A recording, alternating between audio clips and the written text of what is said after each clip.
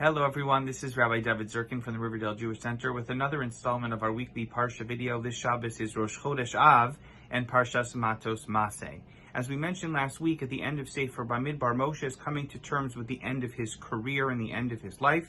Last week we talked about it in relationship to the passing of Aaron HaKohen, and this week we'll focus in on the very last instruction, the very last act of leadership that Moshe Rabbeinu is meant to take. Hashem comes to Moshe in this week's Parsha and tells him to send the Jewish people out to war against Midian, Nikom Nikmas B'nai Yisrael, to go seek out the revenge for what the Midianites did to us in the Midbar, and then, V'yachar Te'asef Elamecha, and then you will pass away. In other words, Moshe is told before his final act that this is your last mission. And rather than discuss it, rather than envelop the experience with the emotions that Moshe Rabbeinu must have been feeling, the Torah says Moshe goes right to the people with that mission. Vayidaber Moshe el ha'am lemor heichaltzu. Moshe receives that instruction, and in the most professional and objective of fashions, he goes right to battle. So Rashi on the spot quotes from the Sifri that this tells you something about the greatness of Moshe Rabbeinu. Even though he knew it was his last act, he did not hesitate for even a second. Moshe Rabbeinu went to accomplish this mission in the exact same way that he had accomplished any other. And to me, it means that the career of Moshe Rabbeinu has come full circle from when he first meets HaKadosh Baruch Hu.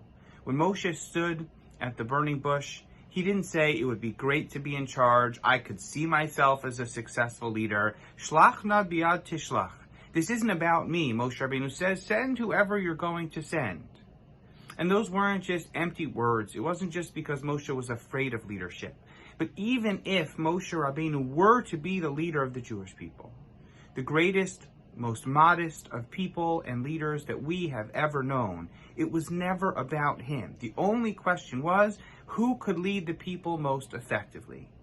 And in his very last act, in the very last mission that he is given by Hashem, it doesn't impact his leadership one iota to know that this is his final act, to know that his life and his career will be over when this mission is over. Moshe conducted it with the same objectivity, with the same simcha, with the same professionalism that he would have if it was his first. And that's why, in a certain sense, it's almost disguised here at the end of Sefer Bamidbar. We don't think about Moshe's death until the end of Sefer Devarim. But no, it happens right here because Moshe Rabbeinu allows it to. He inspires the people by showing them things will be okay without me, just like they were okay with me. Moshe Rabbeinu has the healthiest sense of what his role is in the Jewish people, the role that he plays in the lives of others. Moshe doesn't undervalue himself. He realizes how significant of a figure he is, but he also knows the limits of his own leadership.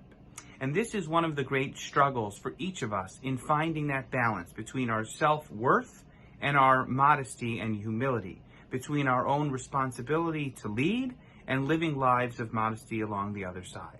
We have to value our contribution in the lives of others. Our opinion matters. Our presence matters. We can make a difference in the lives of the people around us. But the world also goes on without us. We're not the only thing that matters.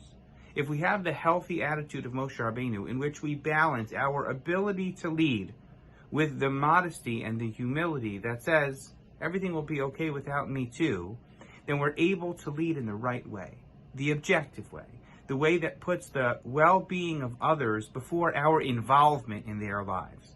It's not about us, it's about them.